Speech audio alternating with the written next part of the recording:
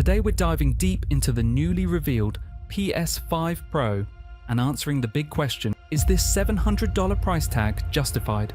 Sony's announcement was exciting for some, but others, not so much. Let's talk about what this console really offers and whether it's worth that eye-watering price. So grab a snack and let's get into it. Let's start with the obvious. The PS5 Pro is a mid-generation console upgrade. It's got a bigger GPU, faster rendering, better frame rates, and a fancy new super sampling technology called PSSR. On paper, it sounds impressive, right? But here's where things get tricky. How much of an upgrade is it really? Because when you're being asked to shell out $700 for something, you want it to feel like a genuine leap forward, not just a baby step.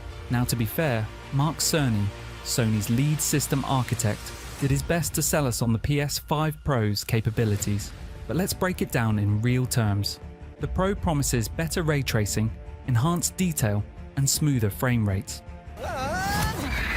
You've probably seen the side-by-side comparisons of games like Gran Turismo 7 or Ratchet & Clank Rift Apart, where the visuals are indeed sharper and crisper. But does that justify the price? I'm working on it! Most people are looking at this and thinking, do I really need this upgrade?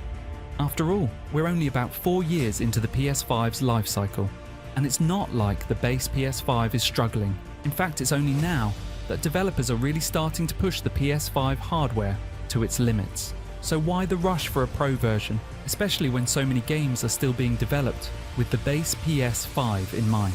Let's talk price though, because at $700, the PS5 Pro isn't exactly what you'd call budget friendly, and when you think about it, the base PS5 itself wasn't exactly cheap. In some regions, Sony has even bumped up the price multiple times. Not to mention, their new game prices start at $70, and PlayStation Plus subscriptions have gone up. And don't forget that PSVR 2, it costs more than the console it's meant to complement. So yeah, Sony's pricing strategy has been, let's just say, questionable. The PS5 Pro feels like the same story. $700 for a mid-gen upgrade feels steep, and not everyone's sold on the idea that it's even necessary. Especially when most of the titles they showcased during the presentation were cross-generation games like Horizon Forbidden West or The Last of Us Part 4.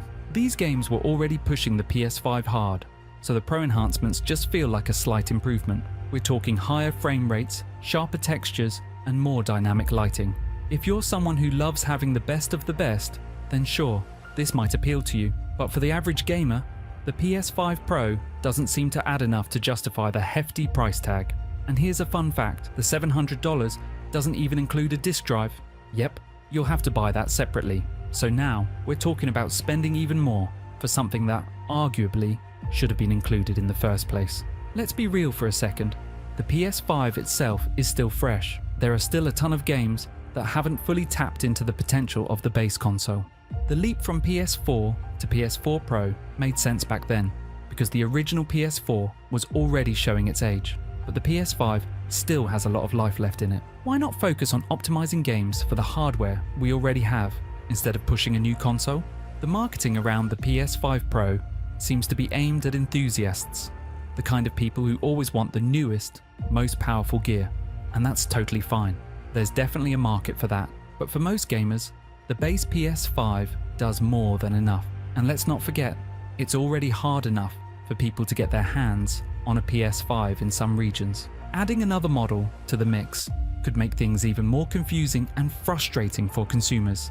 Sony is banking on this upgrade being a hit with hardcore gamers who want top-tier graphics and performance. But if we're honest, most of the improvements we're seeing, like ray tracing or PSSR, won't be game changers for everyone.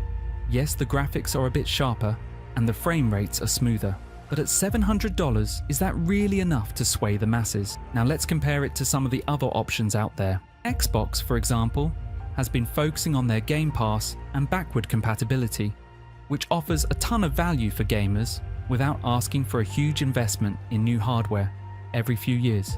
Sony, on the other hand, seems to be doubling down on expensive hardware and premium-priced games. It's a bold strategy, but it could backfire if people feel they're being priced out of the PlayStation ecosystem. And let's not forget the elephant in the room, digital-only gaming.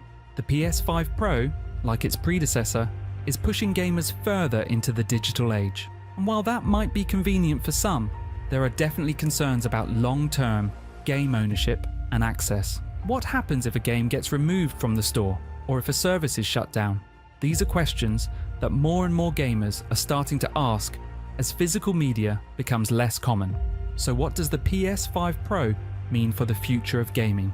Honestly, it feels like Sony is trying to cater to a niche audience while expecting everyone else to jump on board.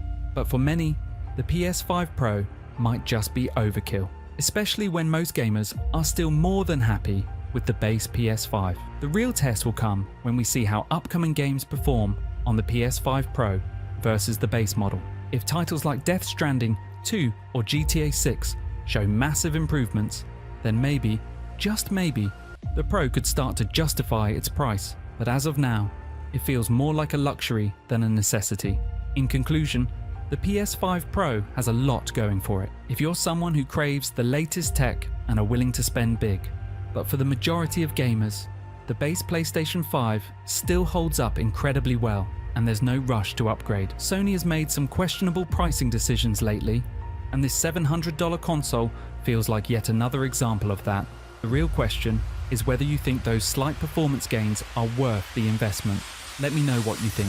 Is the PS5 Pro a must-buy for you, or do you think Sony is asking too much this time around? Drop your thoughts in the comments, and don't forget to like and subscribe if you want more deep dives into gaming's biggest questions. Until next time, happy gaming.